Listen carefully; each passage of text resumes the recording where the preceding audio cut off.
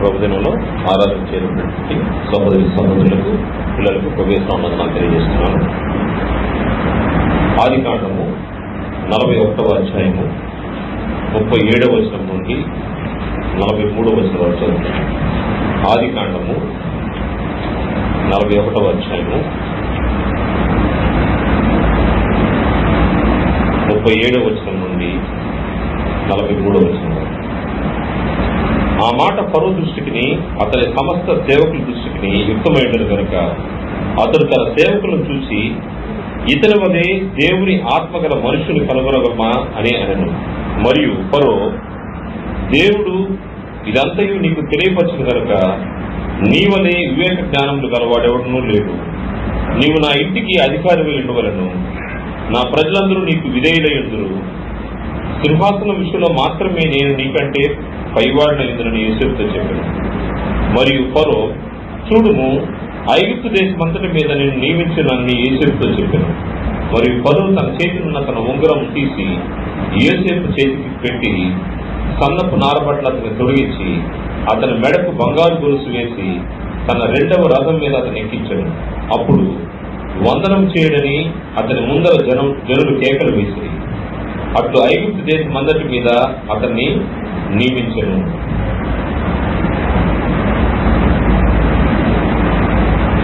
ఇశ్రాయేలు యొక్క అనగా యాకోబు యొక్క కుమారుల్లో ఒకరైనటువంటి యోసేపును గురించినటువంటి మాటలు మనం ఇప్పుడు చదువుకున్నాము. యోసేపు యొక్క జీవితాన్ని మనము పరిశీలన చేస్తే ఈయన జీవితము సాఫీగా మాత్రం జరగలేదు. ఈయన జీవితము అనేక ఒడిదుడుకుల్లో, అనేక చెప్పాలంటే అప్స్ అండ్ డౌన్స్ ఆయన జీవితంలో కనబడతా వచ్చినాయి. ఈరోజు ఇప్పుడు మనం చదువుకున్నటువంటి మాటలో ఫరో ఇతనికి ఇచ్చినటువంటి అధికారాన్ని మనం ఆలోచన చేస్తే, ఆయన నీకంటే సింహాసనం విషయంలో మాత్రమే నీకంటే నేను పైవాడిగా ఉంటాను, ఈ రాజ్యం మొత్తము నీదే, నీ అధికారం కిందే నడుస్తూ ఉంటుంది. ఇంత పై స్థాయికి దేవుని చేత హెచ్చించబడినటువంటి యోసేపు యొక్క జీవితాన్ని ఆలోచన చేస్తే అతని జీవితంలో అనేక పరీక్షల్ని ఎదురు చూసినట్టుగా మనకు గ్రంథంలో కనబడతా ఉంటుంది. అతని జీవితంలో వచ్చినటువంటి ప్రతి పరీక్షలో ఆయన చాలా జాగ్రత్తగా ప్రతి పరీక్షను ఆత్మానుసారంగా దేవుని భయంతో ఒక విశ్వాసి ఏ విధంగా ఆ యొక్క పరీక్షలను ఎదుర్కొంటాడో ప్రతి టెస్ట్ ని, ప్రతి పరీక్షను ఆయన ఎదుర్కొన్నాడు. ప్రతి దాంట్లో కూడా ఆయన మంచి విజయాన్ని సాధించినట్టుగా మనకు కనబడుతుంది. దానిలో వచ్చే శ్రమ విషయంలో వచ్చు, దానిలో వచ్చే ఎటువంటి కష్టమైనప్పటికీ దాన్ని జాగ్రత్తగా ఎదుర్కొన్న వ్యక్తిగా మనకు గ్రంథంలో యోసేపు కనబడతాడు. యోసేపుని మనము ఒక ఉన్నత స్థానంలో రాజుగా మాత్రమే మనము చూసేదానికంటే తన జీవితంలో జరిగినటువంటి అన్ని స్టేజెస్ ని మనము పరిశీలన చేసుకుంటూ వస్తే యోసేపుకున్నటువంటి ఒక ప్రత్యేకమైన పరిస్థితి మిగతా అన్నదమ్ముల కంటే తను కలలు కనేవాడు. ఈ కలలు కనేవాడు కదిగి కాముగా ఉండకుండా తన సహోదరులతోనూ తన తండ్రితోనూ తల్లితోనూ షేర్ చేసుకునేవాడు, చెప్పేవాడు. ఈ కళలన్నీ ఎలా ఉన్నాయంటే తన సహోదరుల్ని ఇబ్బంది పెట్టే విధంగా, వారిని తక్కువ చేసే విధంగా కనబడతా ఉండేవి. చివరికి ఒక సమయంలో అయితే తల్లిదండ్రులు కూడా కొంచెము బాధపడినట్టుగా మనకు కనబడుతుంది. అంటే మేము నీకు సాష్టాంగ నమస్కారం చేయాల్సి వస్తుందా? అటువంటి స్థాయిలో ఉన్నటువంటి ఒక బాలుడు యవ్వన దశకు వచ్చాడు. వచ్చే సమయానికి ఏం జరిగిందంటే తను తన సహోదరులకు ఆహారము, వారి యొక్క యోగక్షేమాలు తెలుసుకోవడం కోసము వారు మందను మేపడానికి దూర ప్రాంతానికి వెళ్ళినప్పుడు వారి క్షేమ సమాచారాన్ని కనుక్కోవడానికి తండ్రి దగ్గర నుంచి కొన్ని వస్తువులు తీసుకొని బయలుదేరాడు. క్షేమంగా వాళ్ళ అన్నయ్యలను చేరాడు. తన సహోదరులు చేరంగానే దూరం నుంచి వారు తన పైన కుట్ర పొందుతా ఉన్నారు. దూరం నుంచి కుట్ర పని ఏం జరిగిందంటే తనను చంపేయాలని ఆలోచన చేశారు. కారణం ఏంటంటే తనకు వచ్చే కళలను బట్టి తండ్రి తనను ప్రత్యేకంగా చూస్తున్న విధానాన్ని బట్టి, తండ్రి తనకు కుట్టించినటువంటి ప్రత్యేకమైనటువంటి డ్రెస్సును బట్టి వారు ద్వేషాన్ని పెంచుకొని తన యొక్క సహోదరుని చంపేయాలనుకున్నారు. ఈ సమయంలో పెద్దవాడైనటువంటి రూబేను వారి నుంచి కాపాడి ఏం చేశాడంటే, ఇలా కాదు, ఇతన్ని చంపేసే పరిస్థితి కాదు, ఇతన్ని అమ్మేద్దాము, అతన్ని కొట్టి బావిలో వేసేసి ఐగుప్తుకు వెళ్లే వర్తకులకు చివరికి అమ్మేశారు. ఏ విధంగా అమ్మివేయబడ్డాడంటే, ఒక క్షేమకరమైన పరిస్థితుల్లో తండ్రి దగ్గర ఆదరణ పొంది ఇంతమంది సహోదరులు ఉన్నటువంటి వ్యక్తి నెక్స్ట్ స్టేజ్ అంటే తన జీవితంలో మరొక మలుపు ఏంటంటే, అతను మొట్టమొదటి పరీక్ష అతనికి వచ్చింది. అతను అమ్మివేయబడ్డాడు, బానిసగా అమ్మివేయబడ్డాడు. ఇంకో చోట పని చేయడానికి వెళ్తా ఉన్నాడు. ఆ దేశం తెలియదు, మనుషులు తెలియదు, ఎవరు తెలియదు. బానిసలు తీసుకెళ్లి ఒక పోతిఫర్ అనే వ్యక్తికి, సైన్యాధికారికి తనకు అమ్మేశాడు. అమ్మివేసిన తర్వాత అతనికి అక్కడ భోజనం దొరుకుతా ఉంది, పని చేస్తా ఉన్నాడు. దేవుని యందు భయభక్తులు కలిగిన వాడు కనుక అంత కష్టమైనటువంటి పరిస్థితిలో కూడా ఏం జరిగిందంటే, తనను బట్టి తన యజమానుడికి క్షేమం జరుగుతూ వస్తా ఉంది. యజమానుడు గమనిస్తా ఉన్నాడు. యోసేపు ఎప్పుడైతే వాళ్ళ ఇంట్లోకి చేరినప్పటి నుంచి తను అభివృద్ధి చెందుతా ఉన్నాడు. దాన్ని బట్టి తన కుటుంబము విస్తరిస్తా ఉంది, ఎంతో క్షేమంగా నడుస్తా ఉందని పోతిఫరు గమనించి తన ఇంటి మీద తనకు అధికారాన్ని ఇచ్చాడు. మొట్టమొదటిగా ఇంటి మీద అధికారాన్ని ఇచ్చి సమస్తాన్ని అతని చేతుల్లో పెట్టి ఇంటి యొక్క పాలన బాధ్యతలన్నీ అతనికి ఇచ్చి తన పని తాను చేసుకుంటూ వెళ్ళిపోతా ఉన్నాడు. ఈ సమయంలో ఫస్ట్ పరీక్ష, మొట్టమొదటి పరీక్ష తనకు ఎదురైంది. యోసేపుకి తన పవిత్రతను కాపాడుకునేదానికి పరీక్ష. తన పవిత్రతను కాపాడుకునే పరీక్ష తన జీవితంలో మొట్టమొదటిగా కనబడతా ఉంది. పవిత్రతని కాపాడుకోవాల్సిన సమయం వచ్చినప్పుడు అతను ఏ విధంగా యవనస్తుడు, సుందరుడైన వాడు, తెలివైన వాడు, జ్ఞానం కలిగిన వ్యక్తి తన ముందు వచ్చినటువంటి తన పవిత్రతను కాపాడుకునే విషయంలో పరీక్ష వచ్చినప్పుడు ఆ పరీక్షలో ఏ విధంగా స్పందించాడో ఆలోచన చేస్తే ఆదికాండము 39వ అధ్యాయము 8-9 వచనాల్లో తనకు జరిగినటువంటి పరిస్థితి మనము గమనించవచ్చు. 8వ వచనం నుండి, అయితే అప్పుడు అతడు ఒప్పక, నా యజమానుడు తనకు కలిగినదంతా నా చేతికి అప్పగించాడు కదా, నా వశమున తన ఇంటిలో ఏమి ఉన్నదో అతడు ఎరుగడు, ఈ ఇంటిలో నాకంటే పైవాడు ఎవడునూ లేడు, నీవు అతని భార్యమైనందున నిన్ను తప్ప మరి దేనిని నాకు అప్పగింపు ఉండలేదు, కాబట్టి నేనెట్లు ఇంత ఘోరమైన దుష్కార్యం చేసి దేవునికి విరోధంగా పాపం కట్టుకుందని తన యజమానుని భార్యతో నేను తనకు వచ్చినటువంటి శోధన, తన పవిత్రతను కాపాడుకునే పరీక్ష ఒకటి వచ్చింది. ఇల్లంతటికి యజమానుడిగా తను అధికారిగా ఉంటూ బాధ్యతలు చేస్తా ఉన్నాడు.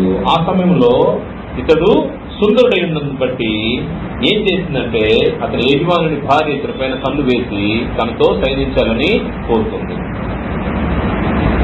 దేవునికి భయపడే ఈ యవనస్తుడు, దేవుని పక్షంగా బ్రతికే యవనస్తుడు ఎంత జాగ్రత్త పడ్డాడంటే తన జీవితాన్ని పవిత్రంగా జీవించడానికి అలవాటు చేసుకున్న వ్యక్తి ఈ శోధన వచ్చినప్పుడు, లేకపోతే ఈ పరీక్ష వచ్చినప్పుడు తను స్పందిస్తున్న విధానం చూస్తుంటే పరలోకానికి దేవునికి విరోధంగా పాపం చేయకూడదనే ఒక నిశ్చయం కలిగినటువంటి వ్యక్తి, దాన్ని ప్రాక్టీస్ చేసినటువంటి వ్యక్తి. తను స్పందిస్తున్న విధానము ఎంత ఘోరమైన దుష్కార్యం చేసి దేవునికి విరోధంగా పాపం కట్టుకుందని తన యజమానుల భార్యతో చెప్పారు. అంటే ఏది మంచో ఏది చెడో తన యవ్వన కాలంలోకి వచ్చినప్పుడే తను ఎరిగిన వాడు.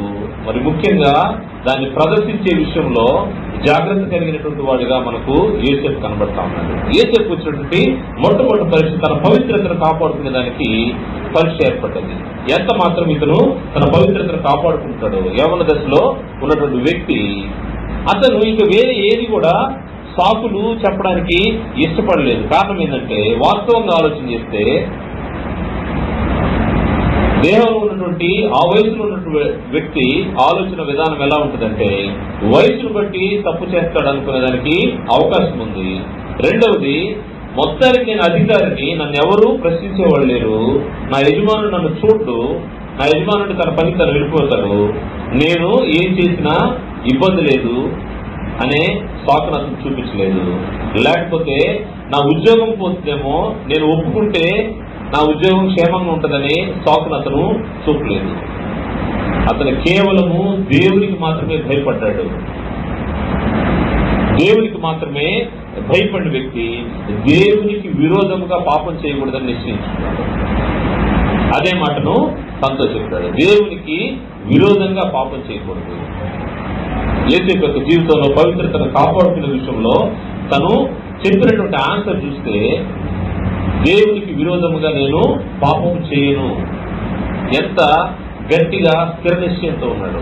వాస్తవంగా ఇదే పరిస్థితుల్లో ఇశ్రాయేలు జనాంగం పట్టబడినట్టుగా మన గ్రంథంలో కనపడుతుంది. యోసేపు అయితే చాలా జాగ్రత్తగా తన ముందు వచ్చినటువంటి పాపాన్ని దేవునికి విరోధంగా పాపం చేయకుండా పవిత్రతను కాపాడుకుంటే, దాని తర్వాత వచ్చిన తరాలు ఎంత ఘోరంగా దేవునికి వ్యతిరేకంగా పాపం జరిగించాయో మనకు అర్థమవుతా ఉంటుంది. ఇశ్రాయేలు యొక్క 12 గోత్రాల్లో ప్రజలు ఎంత ఘోరంగా పాపం చేశారు యెహెజ్కేలు గ్రంథంలో మనకు కనబడుతుంది.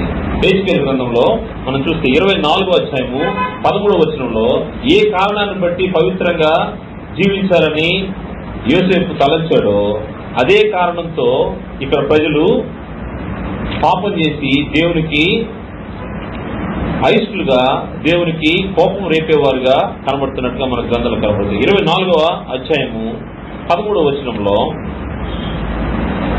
నీకు కలిగిన అపవిత్రత నీ కామాతురతయే, నిన్ను శుభ్రపరచుటకు నేను పూలికెనను, నువ్వు శుభ్రపడకపోతివి, నా క్రోధమును నీ మీద తీర్చుకునే వరకు నీవు శుభ్రపడక ఎందువు. ఇశ్రాయేలు గురించి దేవుడు చెప్తున్నటువంటి మాట. ఏ విషయంలో యోసేపు తన పవిత్రతను కాపాడుకున్నాడంటే కామాతురత. దేన్నైతే ఉండకూడదని దేవుడు కోరుకున్నాడో అదే జబ్బు ఇశ్రాయేలుకు వచ్చినట్టుగా, ఇశ్రాయేలు దాన్ని బట్టి అపవిత్రపరచబడినట్టుగా మనకు కనబడుతుంది. ఎన్నోసార్లు దేవుడు శుభ్రపరచాలని పూనుకున్నప్పటికీ ఇశ్రాయేలు శుభ్రపడడానికి ఇష్టపడలేదు.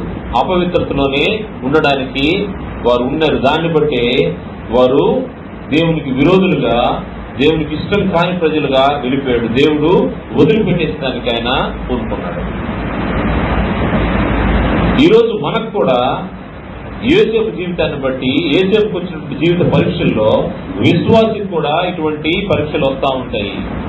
దేవునింటిలోకి చేర్చబడిన వారికి ఈ పరీక్షలు వస్తూ ఉంటాయి. ఈ పరీక్షలు వచ్చినప్పుడు నీ పవిత్రతను కాపాడుకునే విషయంలో మనం ఎంత జాగ్రత్తగా ఉండాలో ఆలోచించుకోవాల్సిన అవసరం ఉంది. దేవునికి విరోధముగా పాపం చేయకూడదనే నిశ్చయితను కలిగి ఉండాల్సిన అవసరం ఉంది. ఇశ్రాయేలు అయితే దారి తప్పారు, కానీ యోసేపు జీవితాన్ని మనం పరిశీలన చేస్తే విశ్వాసి కూడా అదే విధంగా జాగ్రత్తగా ఉండాల్సిన అవసరం ఉంది. దేవుని మాటలు ఏమి హెచ్చరిస్తున్నాయంటే, అన్ని జనుల వలె మీరు అపవిత్రులుగా ఉండబాకండి అంటాం గ్రంథం చెప్తున్నమాట. అన్ని జనుల వలె, అన్ని జనులు ఏం చేశారు అంటే దేవుని ఎరిగిన వారు అన్ని జనులు. అంటే అన్ని జనులు ఏం చేశారు? దేవునికి విరోధంగా పాపం చేశారు. విశ్వాసిగా నీవైతే దేవునికి విరోధంగా పాపం చేయకుండా ఉండాల్సిన అవసరం ఉందని గ్రంథము హెచ్చరిక చేస్తా ఉంది. ఎఫెసీ పత్రిక 4వ అధ్యాయము, ఎఫెసీ పత్రిక 4వ అధ్యాయము 17వ వచనం నుండి చూస్తే, అన్ని జనుల వల్లే మనము ఉండకూడదని గ్రంథం మనల్ని హెచ్చరిక చేస్తాం. ఎఫెసీ పత్రిక 4వ అధ్యాయం 17వ వచనం నుండి, కాబట్టి అన్ని జనులు నడుచుకున్నట్లు మీరు ఇక మీదట నడుచుకోవలదని ప్రభువునందు సాక్ష్యం ఇస్తున్నాను. వారైతే అంధకారమైన మనస్సు గలవారై తమ హృదయ కాఠిన్యం వల్ల తమలోనున్న అజ్ఞానం చేత దేవుని వల్ల కలుగు జీవముల నుండి వేరుపరచబడిన వారై తమ మనస్సులకు కలిగిన వ్యర్థతను అనుసరించి నడుచుకుంటున్నారు.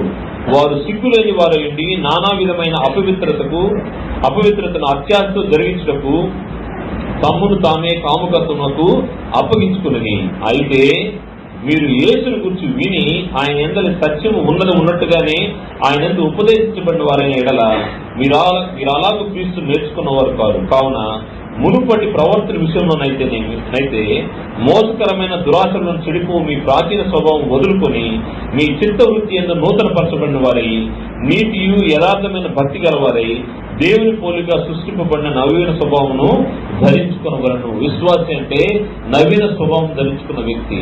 పాత జీవితాన్ని వదిలేసి అన్యుల వలె నడిచే పరిస్థితి, అజ్ఞానంలో కలిగే వ్యర్థతను అనుసరించే పాత జీవితాన్ని వదిలేయాల్సిన అవసరం ఉంది. విశ్వాసి అటువైపు చూడకూడదు. కారణం ఏంటంటే దేవుని పోలిక సృష్టించబడినటువంటి నవీన స్వభావాన్ని ధరించుకున్నటువంటి వ్యక్తి జాగ్రత్తగా ఉండాల్సిన అవసరం ఉంది. దేవునికి విరోధంగా పాపం చేయకూడదనే విషయాన్ని, తన పవిత్రతను కాపాడుకునే విషయంలో యోసేపు ఏ విధంగా తను దేవునికి విరోధంగా పాపం చేయకుండా పాపం నుంచి ఏం చేశాడు, అక్కడ నిలబడకుండా పారిపోయాడు. పారిపోవడంలో తన వస్త్రము ఊడిపోతున్నా, తన వస్త్రాలు లేకున్నా గానీ తను పారిపోయినట్టుగా మనకు కనబడుతుంది. అంటే పరీక్ష సమయం వచ్చినప్పుడు పవిత్రతను కాపాడుకునే విషయంలో దేన్నైనా వదులుకో. అది ఉద్యోగం అవ్వచ్చు, ధనం అవ్వచ్చు, లేకపోతే నీ యొక్క సమస్తం వదులుకొని పవిత్రంగా బ్రతకడానికి దూరంగా పారిపోవాల్సిన అవసరం ఉంది. యోసేపు జీవితంలో అది నెరవేర్చబడింది. అన్ని జనుల వలె మనము ఉండకూడదు. అపవిత్రత అనే అవయవాన్ని చంపివేయాలని గ్రంథం తెలియజేస్తుంది. అపవిత్రత మన శరీర అవయవాల్లోని ఒక అవయవము, అది మనల్ని అపవిత్రపరుస్తూ ఉంటుందని గ్రంథం తెలియజేస్తుంది. కొలస్సీ పత్రిక 3వ అధ్యాయము 5వ వచనంలో ఇది భూమి మీద ఉన్నటువంటి మన అవయవంగా పోల్చబడింది. కావున భూమి మీద ఉన్న మీ అవయవమును అనగా జారత్వమును, అపవిత్రతను, కామాతురతను, దురాశను, విగ్రహారాధైన ధనాపేక్షను చంపివేయుడి. అపవిత్రత లేకపోతే కామాతురత అనేవి అవి భూ సంబంధమైన అవయవాలు. అవి మనల్ని ఏం చేస్తా ఉంటాయంటే దేవునికి విరోధంగా పాపం చేయడానికి మనల్ని ప్రేరేపిస్తూ ఉంటాయి. వాటిని ఏం చేయాలి? గ్రంథం చెబుతున్న మాట, చంపివేయాలి. వాటిని ఎప్పుడైతే మనం చంపివేస్తాం మనము పవిత్రంగా ఉండేదానికి అవకాశం ఉంది. తిమోతి పౌలు గారు హెచ్చరిక చేస్తూ పవిత్రత విషయంలో మాదిరిగా ఉండమని ఆయనకు సూచించారు. విశ్వాసులు పవిత్రత విషయంలో మాదిరిగా ఉండాల్సిన అవసరం ఉంది. 1 తిమోతి పత్రిక 4వ అధ్యాయము 12వ వచనంలో పవిత్రత విషయంలో విశ్వాసులకు మాదిరిగా ఉండాలని పౌలు గారు తిమోతికి హెచ్చరించారు. 1 తిమోతి పత్రిక 4వ అధ్యాయము 11-12 వచనంలో నీ యవ్వనం బట్టి ఎవడు నిన్ను తృణీకరింప గాని మాటలోను, ప్రవర్తనలోను, ప్రేమలోను, విశ్వాసంలోను, పవిత్రతలోను విశ్వాసులకు మాదిరిగా ఉండము. పవిత్రమైనటువంటి జీవితాన్ని జీవించే విషయంలో ఇతరులకు మాదిరికరంగా ఉండాల్సిన అవసరం ఉంది. ఈరోజు యోసేపు గురించి మనం మాట్లాడుకుంటున్నామంటే యోసేపు యొక్క జీవితం గురించి ఆలోచన చేస్తున్నామంటే దానికి కారణము తను జీవించినటువంటి పవిత్రమైన జీవితం. తను దేవునికి విరోధంగా పాపం చేయడానికి ఇష్టపడకుండా పారిపోయినటువంటి వ్యక్తి. దాని ద్వారా వచ్చే సమస్య అయినా నష్టమైనా భరించడానికి అతను సిద్ధపడినటువంటి వ్యక్తి. దాని తర్వాత అతనికి వచ్చిన రిజల్ట్ ఏంటి తెలుసా? అతన్ని జైల్లో వేశారు. పాపం చేశాడా? చేయలేదు. తప్పు చేశాడా? చేయలేదు. కానీ శిక్షను అనుభవించడానికి కూడా ఇష్టపడ్డాడు. పవిత్రతను కాపాడుతున్న విషయంలో మనం అనేక విషయాల్లో మనం నష్టపోతూ ఉంటాము. కానీ ఇష్టపడి పవిత్రంగా దేవునికి విరోధంగా ఉండకుండా, దేవునికి విరోధంగా పాపం చేయకుండా ఉండాల్సిన అవసరం ఉందని గ్రంథం హెచ్చరిక చేస్తా ఉంది. అతని జీవితంలో జరిగినటువంటి మరొక సంఘటన ఏంటంటే తను ఈ యొక్క సంఘటన తర్వాత తను జైల్లో గడుపుతా ఉన్నాడు. జైల్లో గడిపేటప్పుడు అతనితో పాటు జైల్లో రాజుగారి దగ్గర పనిచేసే 2 వ్యక్తులు, పాందాయకుడు, ఒక అతను భక్షకారుడు, ఇద్దరికి జైలు శిక్ష వచ్చింది. జైలు శిక్ష వచ్చినప్పుడు వారిద్దరు కూడా కళ్ళలు కన్నప్పుడు వారి కళ్ళ యొక్క భావాన్ని యోసేపు తెలియజేశాడు. ఒకరు త్వరలో విడుదల పొందుతారు, ఇంకొకరు శిక్ష అనుభవిస్తారు. తను చెప్పిన భావం ప్రకారమే అక్కడ కార్యక్రమాలు జరిగినాయి. విడుదల పొందిన వ్యక్తికి యోసేపు ఒక మనవి చేశాడు. ఏం చేశాడంటే, నువ్వు వెళ్తున్నావు కదా, రాజుగారి దగ్గర ఉంటావు కదా, నేను ఏ తప్పు చేయలేదు, నీకు వీలైతే నా గురించి నువ్వు రికమెండ్ చేయమన్నాడు. కానీ విడుదల పొందిన వ్యక్తి వెళ్ళాడు, డ్యూటీ చేయడం మొదలు పెట్టాడు, రాజుగారి దగ్గర ఉన్నాడు. ఈ విషయము మర్చిపోయాడు, యోసేపు సంగతి మర్చిపోయాడు. తిరిగి యోసేపుకు దేవుని యొక్క దేవుని పక్షంగా బ్రతికే వారి పట్ల దేవుడు కృప ఎంత స్పష్టంగా కనబడుతుందంటే, రాజుగారికి ఒక కళ వచ్చింది. ఆ కళ యొక్క భావాన్ని ఎవరు చెప్పలేని పరిస్థితిలో ఉన్నారు. ఆ సమయంలో రాజుగారి దగ్గర పనిచేసినటువంటి ఈ వ్యక్తి యోసేపు గురించి సమాచారం ఇచ్చాడు. యోసేపు గురించి సమాచారం ఎప్పుడైతే అందిందో రాజుగారు వెంటనే అతన్ని పిలిపించాడు. చెరసాల్లో ఉన్నాడు యోసేపుని పిలిచినప్పుడు అతన్ని రాజుగారి దగ్గర తీసుకొచ్చినప్పుడు క్షవరం చేపించి మంచి వస్త్రాలు ధరించి తీసుకొచ్చి రాజుగారి దగ్గర పెట్టాడు. రాజుగారి దగ్గర పెట్టగానే రాజుగారు ఒక మాట అంటా ఉన్నారు. ఇక్కడ రెండవ పరీక్ష తనకు మొదలైంది. ఈ రెండవ పరీక్ష ఏంటంటే ఆత్మ గౌరవానికి సంబంధించిన పరీక్ష, లేకపోతే ఆత్మగౌరవము కాపాడుకునే స్థితిలో అతను నిలబడున్నాడు. రాజుగారు అతన్ని అడ్రస్ చేస్తా ఉన్నారు. ఒకసారి చూద్దాము. ఆదికాండం 41వ అధ్యాయము 15-16 వచనాల్లో రాజుగారి ఎదుటకు తీసుకుని రాబడిన యోసేపు రాజుగారి సమక్షంలో నిలబడినప్పుడు రాజుగారు అతని యొక్క జ్ఞానం గురించి తెలుసుకున్నవాడై ఆయన మాట్లాడుతున్నటువంటి మాట, ఫరో యోసేపుతో, నేనొక కల కంటిని, దాని భావను తెలుపగలవారు ఎవరు లేరు. నీవు కలను విన్న ఎడల దాని భావను తెలుపగలవని నిన్ను గూర్చి వింటినతో చెప్పినందుకు రాజుగారేమో తను విన్న దాన్ని బట్టి తను తెలివైన వాడిగా గ్రహించి తను గౌరవ రూపంలో తను మాట్లాడుతూ ఉన్నాడు. ఇక్కడ ఎవరు చెప్పలేకపోయారు నా కళ యొక్క భావము, నీవైతే చెప్పగలవని నేను తెలుసుకున్నాను కాబట్టి నీకు ఆ కళ గురించి చెప్తానంటే, ఇక్కడ ఆత్మగౌరవానికి అహంకారానికి మధ్య సన్నటి సరే ఉంటది. ఆత్మగౌరవం అంటే నా ఐడెంటిటీ నేను కాపాడుకోవడం, నాకు ఇది తెలుసు, నాకు ఇది వచ్చు, దాన్ని నేను ఎక్స్ప్రెస్ చేయగలను ఆత్మగౌరవం. అహంకారం అంటే దాని స్థాయి కొంచెం పెరిగి నాకే తెలుసు అంటాము, నాకు తెలుసు అని అంటాం. కానీ ఎంత వినయాన్ని చూపించాడో యోసేపు చూస్తే కింద వచనంలో 16వ వచనంలో యోసేపు అది నా వలన కాదు. ఫస్ట్ మాట, నువ్వు తెలివైన వాడివి, జ్ఞానవంతుడివి, నువ్వు కళల భావం చెప్పగలవాడిని నాకెవరో చెప్తే నేను నిన్ను పిలిపిస్తే నీ దగ్గర నుంచి వచ్చే ఆన్సర్ ఇటువంటిదా? రాజు ఆశ్చర్యపోయి ఉండొచ్చు.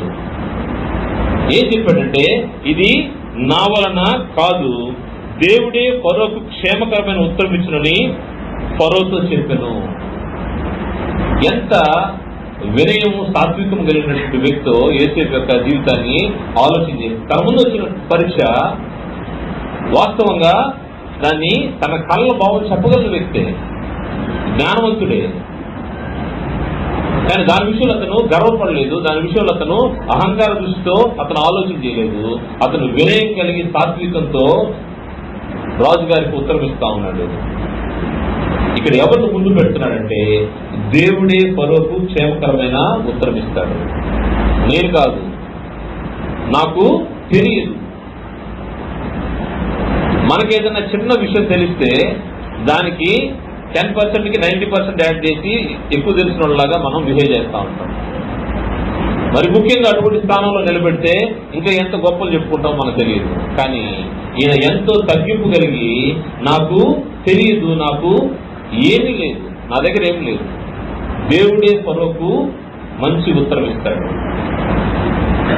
ఇంకొకటి, తను చెరసాల్లో ఉన్నాడు, బానిసగా ఉన్నాడు, కానీ తను ఏ దేశంలో ఉంటున్నాడో ఆ దేశం యొక్క క్షేమాన్ని కోరుతున్నటువంటి వ్యక్తిగా యోసేపు కనబడుతున్నాడు. వాస్తవంగా తన దేశం కాదు, తన ప్రజలు కాదు, చెరసాలో ఉన్నాడు. అతని యాటిట్యూడ్ ఎలా ఉంటుందో, అతని ఫిజికల్ మెంటల్ కండిషన్ ఎలా ఉంటుందో ఆలోచన చేస్తే ఏదో ఒక కారణంతో ఈ నుంచి తప్పించుకుంటే బాగుండు, ఈ శిక్ష నుంచి, ఈ చెరసాల నుంచి, ఈ బందీ నుంచి అనే మనసే ఉంటుంది. కానీ ఆ రాజు యొక్క క్షేమాన్ని కోరి దేవుడే ఫరోకు క్షేమమైన ఉత్తరం ఇస్తాడని ఆయన ఆన్సర్ చేస్తాం. ఎటువంటి పరీక్ష ఇది, ఎంత గొప్ప పరీక్ష! సాత్వికాన్ని ప్రదర్శించడానికి, వినయాన్ని ప్రదర్శించడానికి, తన ముందున్నటువంటి తనకున్నటువంటి జ్ఞానాన్ని కూడా అణిచివేసి దేవుని ముందు పెట్టినటువంటి వ్యక్తి యోసేపు. విశ్వాసంగా మనం నేర్చుకోవాల్సింది యోసేపు జీవితాన్ని బట్టి. అనేక సందర్భాల్లో నాకు తెలుసు, నాకే అంత తెలుసు అనే మనసుతోటే మనము అనేక కార్యక్రమాలు జరిగించేటప్పుడు మనం కాదు, మన శక్తి కాదు, దేవుడే మన పక్షంగా ఈ కార్యక్రమాలు జరిగిస్తున్నాడనే ఆలోచన కలిగి ఉంటే యోసేపు వలె మనము ఉత్తరం ఇస్తాం. అలా కాకపోతే నేనే చేస్తున్నాను, నా ద్వారానే జరుగుతుంది అనుకునే ఆలోచన మనలో ఉందంటే దేవుని పక్షంగా బ్రతికే వాళ్ళము మనం కాకుండా పోతా ఉంటాం. తనకు వచ్చినటువంటి పరీక్షలో తను చాలా జాగ్రత్తగా సమాధానం ఇస్తున్నట్టుగా మనకు కనబడతా ఉంది. సంపూర్ణంగా వినయం చూపించాడు, సంపూర్ణంగా దీర్ఘశాంతాన్ని చూపించాడు, ఎక్కడ కూడా తొందరపడలేదు. మనమైతే ఏం చేస్తామంటే ఆయన అడిగిన వెంటనే నేను చెప్పగలను సార్, నాకు తెలుసు రాజా, నేను రెడీ, మీరు చెప్పండి వెంటనే నేను స్టార్ట్ చేస్తాను అనే విధంగా మన ఆలోచనలు, మన యొక్క విధానం కనబడదు. కానీ ఈయనైతే ఎంతో జాగ్రత్తగా తనకు ఆ సామర్థ్యాన్ని ఇచ్చినటువంటి దేవుణ్ణి ముందుగా చూపి నాదేం లేదు, ఆయన ఏం చెప్తే దాన్ని నేను చెప్పేవాడిని, దేవుడే నీకు క్షేమకరమైనటువంటి పరిస్థితులు ఇస్తాడని సంపూర్ణమైనటువంటి వినయంతో, సాత్వికంతో సమాధానం ఇచ్చినటువంటి యోసేపు యొక్క జీవితాన్ని ఆలోచన చేస్తే మనం కూడా అటువంటి లక్షణాలను అలవర్చుకోవాల్సిన అవసరం ఉంది. ఎందుకంటే మనము ఏ పరిస్థితుల్లోకి పిలువబడ్డామో విశ్వాసంగా మనం ఎరుగుంటే మనం పిలువబడిన పిలుపుకు తగినట్టుగా మనం బిహేవ్ చేయడానికి అవకాశం ఉంటుంది. మనం పిలువబడిన పిలుపు ఏంటో మనం ఎరుగుకుంటే మనము దేవుని యొక్క బిడ్డలంగా మనము లోకానికి కనపరుచుకోలేము. లోకస్తులు మనం చూసినప్పుడు మన వినయాన్ని బట్టి, మన సాత్వికాన్ని బట్టి వీరు దేవుని బిడ్డలు అనే విధంగా మన యొక్క జీవితాలు కనపడాలి. మనం ఏ విధంగా సంపూర్ణంగా దేవునికి వినయంగా నడుచుకోవాలో గ్రంథం తెలియజేస్తాం. ఎఫెసీ పత్రిక 4వ అధ్యాయము 3వ వచనంలో, ఎఫెసీ పత్రిక 4వ అధ్యాయం 3వ వచనంలో, మీరు పిలువబడిన పిలుపునకు తగినట్లుగా దీర్ఘశాంతంతో కూడిన సంపూర్ణ వినయంతోనూ సాత్వికంతోనూ నడుచుకోవలను. సంపూర్ణ వినయంతో, సాత్వికంతో నడుచుకోవాలి.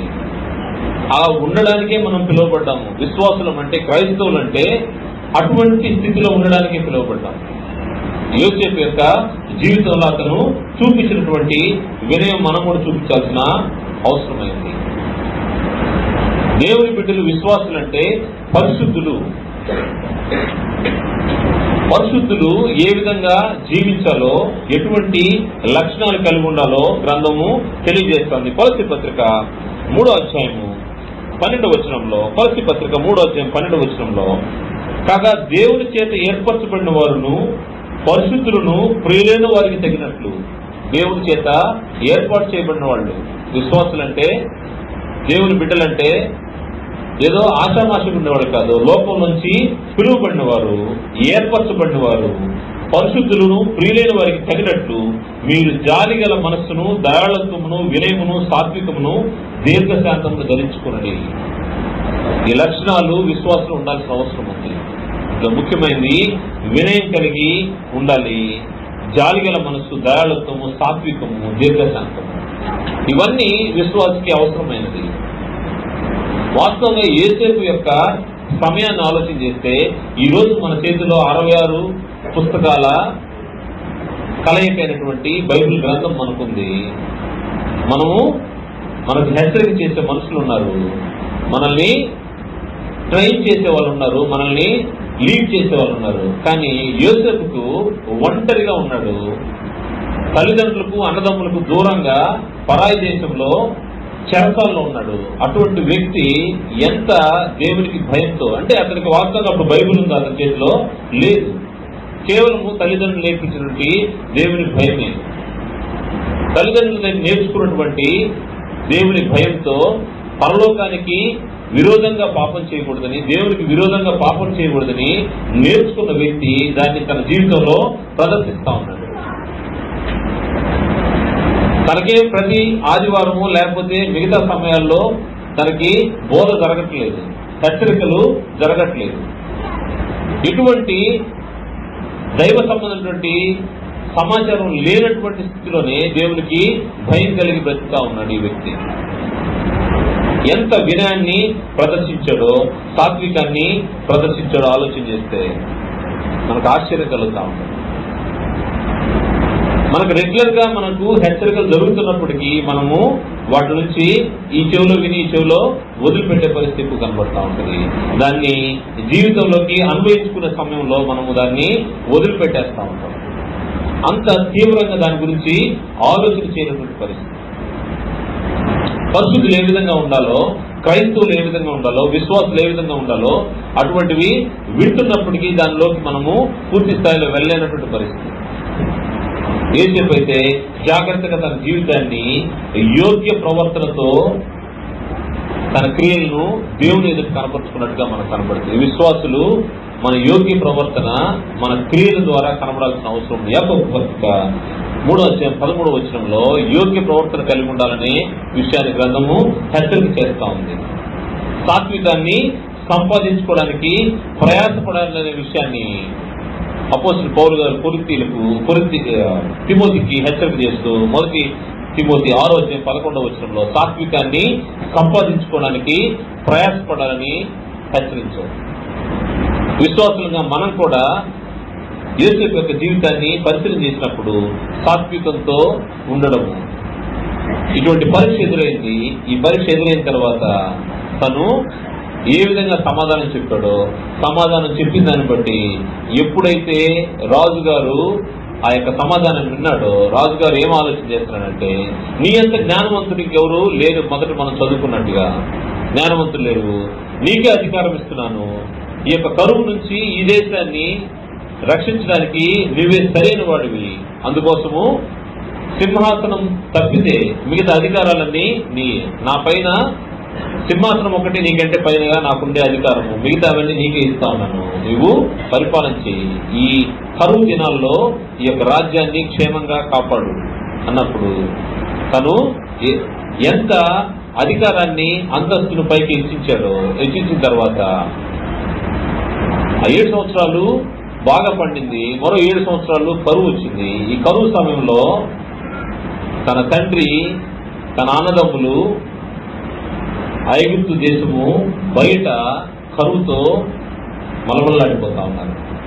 ఈ సమయంలో ఇశ్రాయేలుకి యాకోబుకు ఒక మాట తెలియజేసింది. ఐగుప్తులో ధాన్యము సమృద్ధిగా ఉంది, అక్కడికి వెళ్ళి కొనడానికి తన బిడ్డల్ని పంపించాడు. యోసేపు అక్కడ అధికారిగా ఉన్నాడు. యోసేపు దగ్గరికి వాళ్ళు వచ్చారు.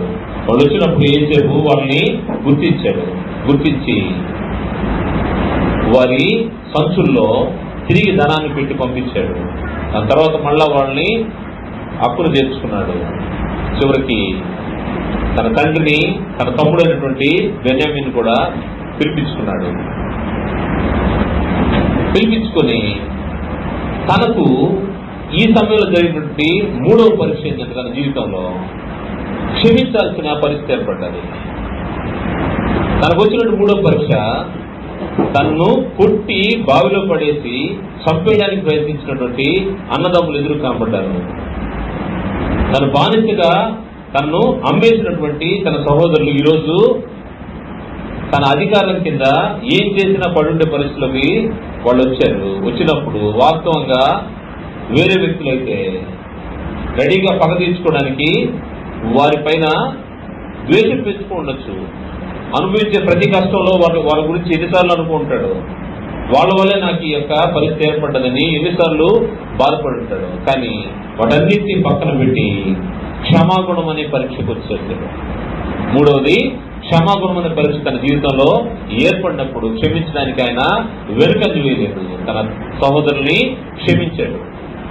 ఎంతగా క్షమించాడంటే వాస్తవంగా దేవుని యొక్క ఏర్పాటులో యోసేపుని దేవుడు ముందుగా ఐగుప్తు దేశానికి పంపించి తన సంకల్పంలోని భాగమైనటువంటి క్రీస్తు ప్రభువు వారు ఆ యొక్క జీనాలజీలో, ఆ యొక్క వంశావళిలో రావడానికి అబ్రహాం చేసినటువంటి వాగ్దానాన్ని నెరవేర్చడానికి యోసేపు ద్వారా ఇశ్రాయేలుని బ్రతికించాడు. ఒకసారి ఆలోచన చేస్తాడు. యోసేపే ఐగుప్తులో లేకపోతే ఒకవేళ వీరు అక్కడితోటే ఇశ్రాయేలు చనిపోయేవాళ్ళేమో. కానీ యోసేపుని క్షేమంగా అక్కడ దేవుడు పంపించి యోసేపు ద్వారా ఆ కుటుంబాన్ని రక్షించి దాని ద్వారా క్రీస్తు ప్రభువుని ఈ భూమి మీదకి తీసుకొని వచ్చాడు. యోసేపు యొక్క విధేయత ఏం నేర్పిస్తా ఉంటుందంటే దేవుని సంకల్పాన్ని నెరవేర్చే దాంట్లో ఆయన భాగస్వామిగా మనకు కనబడతా ఉంది. క్షమించే సమయం వచ్చింది. తన అన్నలందరినీ క్షమించేశాడు. తనకు ఎదురుగా ఉన్నటువంటి ఎంత ఘోరమైనటువంటి పాపం చేసినటువంటి వ్యక్తులుగా వాళ్ళు తన ఎదురు కనబడినా కానీ, ఎందుకంటే ప్రాణం తీయడానికి వాళ్ళు ఆలోచన చేశారు. అటువంటి వ్యక్తుల్ని ఆయన ఏం చేశాడంటే క్షమించినట్టుగా మనకు కనబడతా ఉంది. ఎప్పుడైతే మనము విశ్వాసులుగా మనం ఆలోచన చేయాల్సింది యేసేపు జీవితం నుంచి ఈ క్షమాగుణం అనే పరీక్ష వచ్చింది. మనకు కూడా అటువంటి పరీక్ష మన జీవితాల్లో వస్తుంది. విశ్వాసులుగా వచ్చినప్పుడు మన ఎదుటివారు మన ఏళ్ళ అపరాధాలు చేస్తే మనం క్షమిస్తే పరలోకంలో మన తండ్రి కూడా మనల్ని క్షమిస్తాడు. ప్రభువు చెప్పిన మాట. క్షమించే విషయంలో మనము వీలైతే ఎన్ని తరాలైనా దాన్ని గుర్తుపెట్టుకుని ఉంటాం. ఎన్ని తరాలైనా మా తాతకి ఏదన్నా వాడు అన్యాయం చేశాడంటే అది ఇప్పుడు కూడా గుర్తుపెట్టుకుంటాం.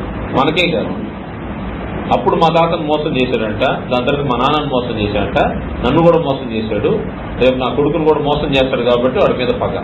ఇటువంటి మాటలు మనం లోకంలో వింటా ఉంటాం. కానీ విశ్వాసకి ఇవన్నీ పనికిరావు. కారణం ఏంటంటే మనము మనుషుల అపరాధాల్ని క్షమిస్తే పరలోకంలో తండ్రి మన అపరాధాలు క్షమిస్తాడని ప్రభువు తెలియజేశాడు. మత్తయి సువార్త 6వ అధ్యాయము 14వ వచనంలో, మత్తయి సువార్త 6వ అధ్యాయం 14వ వచనంలో, మనుషుల అపరాధములను మీరు క్షమించిన ఎడల మీ పరలోకపు తండ్రి మీ అపరాధములను క్షమించును. ప్రభువు చెప్పిన మాట. మనుషుల అపరాధాలని క్షమించాల్సిన అవసరం ఉంది. విశ్వాస జీవితంలో వచ్చే ఈ క్షమాగుణం అనే పరీక్షలో మనం క్షమించలేకపోతే దాంట్లో ఫెయిల్ అయిపోతా ఉంటాము. మనుషుల యొక్క అపరాధాలను క్షమించాల్సిన అవసరం ఉంది. ప్రభు అని ఇంకొక మాట కూడా తెలియజేశాడు. మీలో ప్రతివాడు తన సహోదరుని హృదయపూర్వకంగా క్షమించాలంట. క్షమించాను పో అని అండం కాదు, లేకపోతే క్షమించమని వచ్చి అడిగే వ్యక్తి నేను తప్పు చేస్తుంటే క్షమించండి, ఇది రెగ్యులర్ గా మనం వినే మాట. తప్పు చేసావు బ్రదర్, నాకు తప్పు అయిపోయింది, నన్ను క్షమించు, అది అడిగే విధానం. నేను తప్పు చేస్తుంటే క్షమించండి బ్రదర్ అంటారు. ఆయన కూడా అయిష్టంగానే క్షమించాను పో బ్రదర్ అంటాడు. అంతే, అక్కడితో అయిపోతుంది. నిజంగా వాళ్ళు హృదయపూర్వకంగా క్షమించుకున్నారంటే, ఒకరినొకరు క్షమించారంటే లేదు. నేను తప్పు చేస్తుంటే క్షమించు బ్రదర్ అంటే దాని ఉద్దేశం ఏంటి అంటే, నేను తప్పు చేయలేదు కానీ నీ దృష్టిలో తప్పుగా కనబడలేదు కాబట్టి నన్ను క్షమించు అంటే నీకు ఇష్టం లేదు క్షమాపణ అడగడానికి. ఎదుటి వ్యక్తి కూడా క్షమించేదానికి ఇష్టం లేనప్పుడు ఓకే బ్రదర్ అంతే అట చేయకండి వెళ్ళిపోతాడు. లోపల మాత్రం అది ఉంటుంది. లోపల ఎంతకాలం ఉంటుంది? చాలా కాలం ఉంటుంది. కానీ ఒకరినొకరు క్షమించుకోవాలి. 18వ అధ్యాయం మత్తయి సువార్త 18వ అధ్యాయం 35వ వచనంలో, మీలో ప్రతి వాడును తన సహోదరుని హృదయపూర్వకంగా క్షమింపని ఎడల నా పరలోకపు తండ్రి ఆ ప్రకారమే మీ ఎడలు చేయను. ఇది చాలా కఠినంగా ఉంది. నువ్వు హృదయపూర్వకంగా క్షమించలేదంటే పరలోకపు తండ్రి కూడా నీకు అదే విధంగా జరిగిస్తాడు. అందువల్ల క్షమించే విషయంలో నువ్వు హృదయపూర్వకంగా క్షమించాల్సిన అవసరం ఉంది. ఊరికే కాదు. పేతురు గారికి ఒకసారి ఒక డౌట్ వచ్చింది. నా సహోదరుడు నా ఎడల తప్పిదం చేస్తే నేను ఎన్ని మార్లు క్షమించాలి అని ప్రభుని అడిగితే 70 ఏళ్ల మార్లు మటుకు క్షమించాలి. మత్తయి సువార్త 18వ అధ్యాయంలోనే 21వ వచనంలో, ఆ సమయంలో పేతురు ఆయన వద్దకు వచ్చి, ప్రభువా నా సహోదరుడు నా ఎడల తప్పిదము చేసిన నేను ఎన్ని మార్లు అతను క్షమింపలను? 7 మార్లు మట్టుగా అని అడిగాను. 7 మార్లు. ధర్మశాస్త్రం ప్రకారం 7 మార్లేమో, కానీ అందుకే అతను ఇట్లను 7 మార్లు మట్టుకే కాదు 70 ఏళ్ల మార్లు మట్టుకని నీతో చెబుతున్నాను. నీ సహోదరుడు క్షమించే విషయంలో అతడు నీ ఏళ్ల తప్పిదం చేసి క్షమించమని నీ వైపు తిరిగినప్పుడు 70 ఏళ్ల వరకు, అంటే ఒక జీవిత కాలము ఈ సహోదరుడు నీ పట్ల తప్పు జరిగించి మరలా నీ వైపు తిరిగితే దేవుడు క్షమిస్తాడు. కాబట్టి నువ్వు కూడా క్షమించాలి. 70 ఏళ్ల మార్లు మటుకు క్షమించాలి. ఇంకా గొప్ప మాట తెలుపబడింది. విశ్వాసికి నువ్వు ప్రార్థన చేయడానికి వంగినప్పుడల్లా నీ విరోధం నువ్వు క్షమించాల్సిన అవసరం ఉంది. ఇది పాసిబుల్ అవుతుందా? అలాగే చేయాలి. నీకు విరోధం ఎవరైనా ఒక వ్యక్తి ఉన్నాడంటే, నీకు విరోధం నువ్వు అనుకున్నావంటే అతను నువ్వు క్షమించాల్సిన విధానము, నువ్వు ప్రార్థనకు వంగినప్పుడల్లా, నువ్వు ప్రార్థన చేసేటప్పుడల్లా అతన్ని క్షమించాల్సిన అవసరం ఉంది. ఆ క్షమిస్తేనే నీ ప్రార్థన దేవుడు వింటాడు, లేకపోతే వినడు. గ్రంథం చెప్తున్నమాట, నేను చెప్పేది కాదు. మార్కు సువార్త 11వ అధ్యాయము 25-26 వచనాల్లో, మార్క్స్ వార్త 11వ అధ్యాయము 25-26 వచనాల్లో, మీకు ఒకరి మీద విరోధం ఏమైనాను కలిగిన యెడల మీరు నిలువబడి ప్రార్థన చేయడప్పుడెల్లను వారిని క్షమించుడి, అప్పుడు పరలోకమందున మీ తండ్రి మీ పాపలను క్షమించును. నీకు విరోధి అనుకున్న వ్యక్తి ఎప్పుడైనప్పటికీ నువ్వు ఎప్పుడు ప్రార్థన చేసినప్పుడల్లా నువ్వు అతన్ని క్షమించాల్సిన అవసరం ఉంది. అంటే విరోధము లేకుండా పవిత్రంగా నువ్వు దేవుని ఎదుట ప్రార్థనకు వంగాల్సిన అవసరం ఉంది. పవిత్రమైన చేతులెత్తి ప్రార్థన చేయాలంటే నీకు విరోధ భావం ఎవరిపైన ఉండకూడదని అర్థం. ఎడముఖం పెడముఖంగా ఎవరితో ఉండకూడదు. నువ్వు ప్రార్థన చేసే ప్రతిసారి నీ యొక్క సహోదరుడు నీకేదన్నా విరోధంగా చేస్తున్నాడంటే దాని విషయంలో క్షమించాల్సిన అవసరం ఉందని గ్రంథము హెచ్చరిక చేస్తా ఉంది. కారణం ఏంటంటే క్రీస్తు యేసునందు నీ పాపాలను దేవుడు క్షమించాడు, అది మర్చిపోవద్దు. క్రీస్తు యేసునందు దేవుడు మన పాపాలు క్షమించాడు. క్రీస్తు ప్రభువే మన పక్షంగా లేకుండా ఉంటే వాస్తవంగా పాపం చేసి శిక్ష అనుభవించడానికి భూమి దగ్గర మనం నిలబడినప్పుడు దేవుడు ఎట్ట ప్రేమించాడంటే, సరే నువ్వు పక్కకి లేదు, నీ బదులు నా కుమారుడు వచ్చి నిలబడతాడు. మనం నిలబడిన స్థానంలో మనల్ని పక్కకి నెట్టి మన బదులు ఆయన కుమారుని అక్కడ పెట్టి మనం పొందాల్సిన శిక్షణ ఆయన పైన వేశాడు. క్రీస్తు యేసునందు దేవుడు మనల్ని క్షమించలాగిన మనం కూడా ఏం చేయాలంటే మన పక్షంగా తప్పు జరిగించిన వారిని క్షమించాల్సిన అవసరం ఉంది అని గ్రంథము హెచ్చరిక చేస్తా ఉంది. ఎఫెసీ పత్రిక 4వ అధ్యాయము 32వ వచనము. ఎఫెసీ పత్రిక 4వ అధ్యాయము 32వ వచనంలో, ఒకనేడలో ఒకడు దయగలిగి కరుణాహృదయులై క్రీస్తునందు దేవుడు మిమ్మల్ని క్షమించిన ప్రకారము మీరును ఒకరినొకరు క్షమించుడి. క్రీస్తునందు దేవుడు మనల్ని క్షమించాడు, అందుకోసము ఒకరినొకరు మనం కూడా క్షమించుకోవాల్సిన అవసరం ఉంది. క్షమాగుణము అనే పరీక్ష మన దగ్గరికి వచ్చినప్పుడు విశ్వాసులుగా మనం దాన్ని ఏ విధంగా ఫేస్ చేస్తాము. యేసేపు అయితే తన అన్నదమ్ములు చేసినటువంటి ఘోరమైన దాన్ని కూడా తను క్షమించి వారిని హక్కును చేర్చుకున్నాడు. తన కుటుంబము క్షేమంగా ఉండిందంటే కారణము యోసేపు క్షమాగుణాన్ని ప్రదర్శించాడు. లేకపోతే వాళ్ళు కరువులో చనిపోయేవారు, లేదా ఇతరే ఖడ్గం చేత వారిని సంహరించేవాడు. అటువంటి అధికారం కలిగినటువంటి వ్యక్తి ఆ సమయానికి. కానీ తను క్షమాగుణాన్ని చూపించాడు. ఒకరి ఒకరు క్షమించుకోవాల్సిన అవసరం ఉంది. ప్రభు మిమ్మల్ని క్షమించులాగన ఒకరినొకరు క్షమించుడు అనే విషయాన్ని కొలసీ పత్రిక 3వ అధ్యాయము 13వ వచనంలో మనకు కనబడుతుంది. క్షమాగుణం అనే పరీక్ష వచ్చింది. దీని తర్వాత యోసేపు భార్య బిడ్డలతో తన జీవితాన్ని సంపూర్ణంగా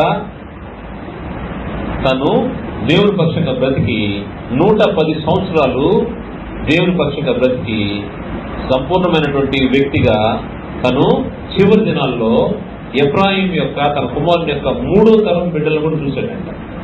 అంటే 3వ తరం బిడ్డల్ని కూడా ఆయన చూశాడంటే తప్పకుండా ఆయన యొక్క భక్తిభావం అంతా తన బిడ్డలకు కూడా పంచుండదు. లేకపోతే తను చేసినటువంటి పరిస్థితులన్నింటిలో ఇంతకాలం తను 110 సంవత్సరాలు ఆయన జీవిత కాలంలో దేవునికి ఇష్టడుగా బ్రతికినట్టుగా, ముఖ్యంగా స్థిర చిత్తాన్ని ప్రదర్శించే పరీక్ష ఆయన ముందు వచ్చినప్పుడు, స్థిర చిత్తం అంటే తను ఏది నమ్ముకున్నాడో తన తల్లిదండ్రుల దగ్గర తను నేర్చుకున్న బాల్యం నేర్చుకున్న దాన్ని చివరికి 110 సంవత్సరాలు మృతి పొందే వరకు కూడా తను ఎక్కడ కూడా డీవియేషన్ లేదు, ఎక్కడ కూడా పక్కదారి పట్టలేదు. తనకు వచ్చినటువంటి ప్రతి పరీక్షలో కూడా స్థిరుడుగా ఉన్నాడు, ఎక్కడ కదలని వ్యక్తిగా మనకు కనబడతా ఉన్నాడు. ఇంత స్ట్రాంగ్ క్యారెక్టర్ కలిగినటువంటి వ్యక్తి యోసేపు జీవితాన్ని మనం పరిశీలన చేస్తే తన తరతరాలకు తన గురించి తెలుసుకోవాల్సిన పరిస్థితి. ముఖ్యంగా యోసేపు జీవితాన్ని పరిశీలన చేస్తే క్రీస్తు ప్రభు వారి యొక్క జీవితానికి దగ్గర దాపులో కనబడతా ఉంటుంది. క్రీస్తు ప్రభు వారితో మనము యోసేపు యొక్క జీవితాన్ని మనము పోల్చవచ్చు. ఆలోచన చేస్తే ఆయన పవిత్రతను కాపాడుకున్నాడు, యోసేపు పవిత్రతను కాపాడుకున్నాడు. క్రీస్తు ప్రభు వారు పాపం ఎరుగినటువంటి వ్యక్తి, అదే క్వాలిటీ. పాపం ఎరుగినటువంటి వ్యక్తి, పాపం జోలికి పోనటువంటి వ్యక్తి, యవనస్తుడు, ఎక్కడ కూడా క్రీస్తు ప్రభు వారు పాపము చేయనటువంటి వ్యక్తి. రెండవది, యోసేపు చూస్తే తనకు అన్ని విద్యలు తెలిసినా గాని, జ్ఞానవంతుడైనా గాని తను తాను తగ్గించుకున్నాడు. ప్రభువారి గురించి ఆలోచన చేస్తే క్రీస్తు ప్రభువారు కూడా దేవుడితో సమానంగా ఉండే భాగ్యాన్ని కూడా విడిచిపెట్టి తనను తగ్గించుకొని రిక్తులుగా చేసుకొని మన కొరకు ఆయన శిలువలో మరణించాడు. ఎంత తగ్గించుకున్నాడంటే మనుష్య రూపంలో రావడానికి ఆయన తగ్గించుకున్నాడు. మన కొరకు శిలువ మరణం పొందడానికి తగ్గించుకున్నాడు. అది ఘోరమైనటువంటి మరణము, దానికి కూడా ఆయన తగ్గించుకున్నాడు, తను తాను తగ్గించుకున్నాడు. యేసులో ఉన్నటువంటి ఇంకో క్వాలిటీ, తన అన్నదమ్ములను క్షమించాడు. క్రీస్తు ప్రభువారు కూడా మన పాపను క్షమించి మన బదులు ఆయన శిక్షను అనుభవించాడు. చివరికి శిలువకు ఎక్కే సమయంలో తండ్రి వీరేమి చేస్తున్నారు, వీరు ఎరుగును కనుక వీరిని క్షమించమన్నాడు. క్షమించే గుణము యేసులోను ప్రభువారిలోను మనకు స్పష్టంగా కనబడుతుంది. అదేవిధంగా దేవునికి నమ్మకస్తుడిగా నడిచినట్టుగా మనకు కనబడుతుంది. దేవునికి నమ్మకస్తుడిగా యేసు కనబడ్డాడు. ప్రభువారైతే ఏ పని నిమిత్తము ఆయన ఈ భూలోకానికి వచ్చారో ఆ తండ్రి పనిని జరిగించి నమ్మకస్తుడిగా ఆయన ఈ భూమిని వదిలిపెట్టాడు. అనేక క్వాలిటీస్ మనం చూడొచ్చు. క్రీస్తు ప్రభువారు క్వాలిటీతో పోల్చలేని క్వాలిటీ ఏంటంటే, క్రీస్తు ప్రభువారు మానవాళి పాపాల కోసము ఆయన శిలువలో మరణించాడు. కానీ యోసేపులో కూడా అంతటి క్వాలిటీ ఒకటి కనబడుతుంది. ఏంటంటే, తను క్రీస్తు ప్రభువారు ఈ భూమి మీదకి రావడానికి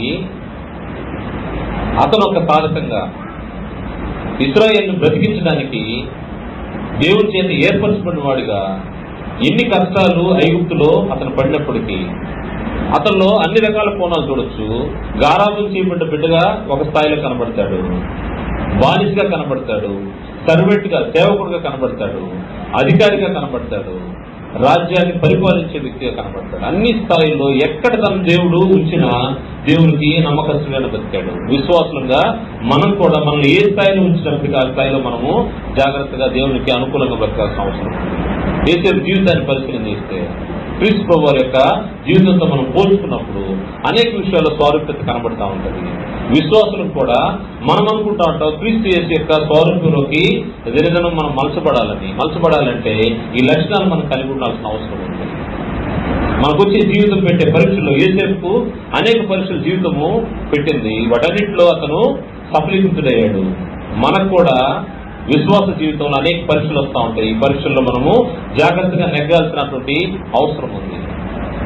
ఎక్కడ కూడా డివేట్ అవడానికి వీలైన పరిస్థితి, స్థిరచిత్తం కలిగి జీవించాల్సిన అవసరం ఉంది. విశ్వాసంలో దేవునితో నడిచే నడకలో స్థిరులు కదలను వారుగా మనం ఉండాల్సిన అవసరం ఉందని గ్రంథం మనల్ని హెచ్చరిక చేస్తాం. ఈరోజు మనం మాట్లాడుకున్నటువంటి యోసేపు యొక్క జీవితాన్ని పరిశీలన చేసినప్పుడు ప్రతి విశ్వాసి, ప్రతి క్రైస్తవుడు జాగ్రత్త కలిగి ఉండాల్సిన విషయాలను మనము చూస్తే తనకు వచ్చే ప్రతి పరీక్షలో పవిత్రతను కాపాడుకునే విషయంలో, క్షమించే విషయంలో, తర్వాత ఆత్మగౌరవాన్ని లేకపోతే అహంకారం లేకపోతే మనకున్నటువంటి టాలెంట్ ని బయట పెట్టే విషయంలో ఎక్కడ మనం సాత్వికంగా వినయంగా ఉండాలో అక్కడ ఉండడానికి దేవుడు మనకిచ్చే పరీక్షలో, దేవుడు అనకూడదు, మనకు జీవితంలో వచ్చే పరీక్షల్లో విశ్వాస జీవితాన్ని మనం కొనసాగించేటప్పుడు మనకు వచ్చే పరీక్షలు, ఈ పరీక్షల్లో జాగ్రత్తగా నెగ్గాల్సిన అవసరం ఉంది.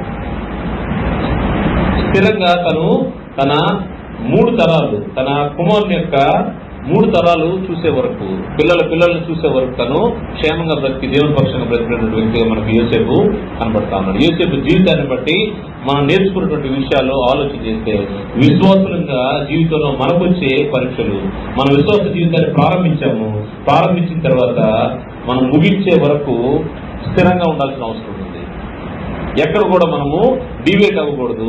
వచ్చే శ్రమలను బట్టి, కష్టాలను బట్టి, లేకపోతే పరిస్థితులు దేనికి కూడా తలవంచకుండా యోసేపులో జీవించాలని, ఆత్మ సంబంధంగా మనం దేవుని ప్రశ్నకు బ్రతకాలని, దీని ద్వారా పొందబోయే బహుమానం మనకు ఉంటుంది. ఆ బహుమానానికి తగినట్టుగా దేవుడు ఎందుకోసం మనల్ని ఏర్పాటు చేసుకున్నాడో, పరిశుద్ధులుగా పిలుచుకున్నాడో, మన పిలుపుకు తగినట్లుగా మనము ఈ భూమిపైన మన యొక్క యాత్ర కొనసాగించాలని ప్రభుత్వం మనం చేసి ముగిస్తున్నాను. అందరికీ వందనాలు.